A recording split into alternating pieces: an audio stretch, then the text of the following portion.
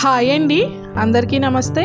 Welcome back to our channel Dishita talks. ఈరోజు మన వీడియోలో ములక్కాడలో పాలు పోసి ఇలా కర్రీ ట్రై చేయండి. అస్సలు విరిగిపోకుండా చిన్న చిన్న టిప్స్తో మనం సింపుల్గా టేస్టీగా కర్రీ ఎలా చేయాలో చూద్దాము. నేను ఇక్కడ ఒక గరిట ఆవ నూనె, ఒక గరిట రిఫైండ్ ఆయిల్ తీసుకున్నాను. మీ దగ్గర ఆవ నూనె లేకపోతే నార్మల్ ఆయిల్తో చేసేసుకోండి. ఆవ నూనెతో కర్రీ చాలా టేస్టీగా ఉంటుందండి. ఒక హాఫ్ టేబుల్ స్పూన్ ఆవాలు, హాఫ్ టేబుల్ స్పూన్ జీలకర్ర వేసి ఆవాలు వేగిన తర్వాత దీంట్లో ఒక 4 మీడియం సైజు ఉల్లిపాయలని ఇలా కట్ చేసి వేసుకుంటున్నానండి.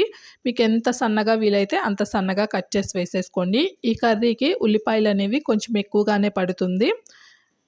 ఇలా మీడియం ఫ్లేమ్లో పెట్టేసేసుకొని ఆనియన్స్ని అయితే మనం ఫ్రై చేసుకుందాము. 1.5 కప్పు వరకు ఉల్లిపాయలు తీసుకున్నానండి.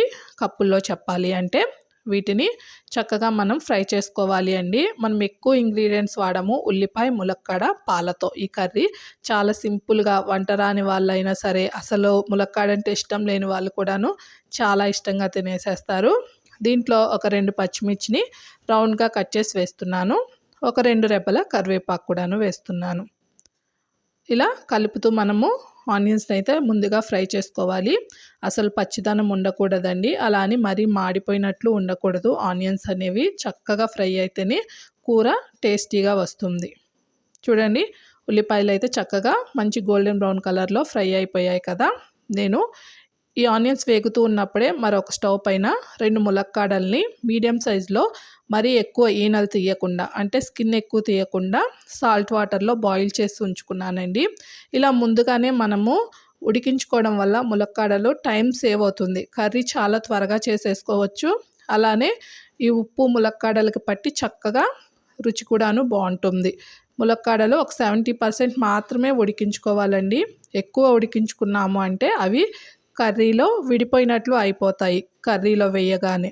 ఇప్పుడు నీటిలో నుంచి తీసి ములక్కాడల్ని వేసి దీంట్లోని పసర వాసన ఉంటుంది కదా ములక్కాడల్లో, అది పోయేంత వరకు ఒక 2 నిమిషాలు కలుపుతూ ఫ్రై చేసుకుందాము.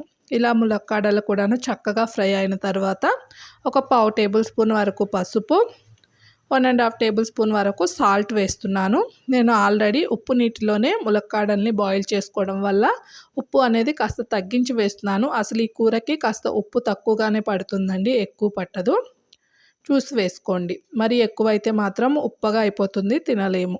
అలానే 1 స్పూన్ వరకు కారం వేస్తున్నాను. ఈ కర్రీకి కారం కూడాను ఎక్కువ పట్టదండి. ఒకవేళ మీకు కారం ఎక్కువగా తినేవాళ్ళు అనుకుంటే మరి కొంచెం వేసుకోవచ్చు. ఇలా కారం కూడాను వేసిన తర్వాత ఒక నిమిషం కలుపుతూ మనము ఫ్రై చేసేసుకుందాము.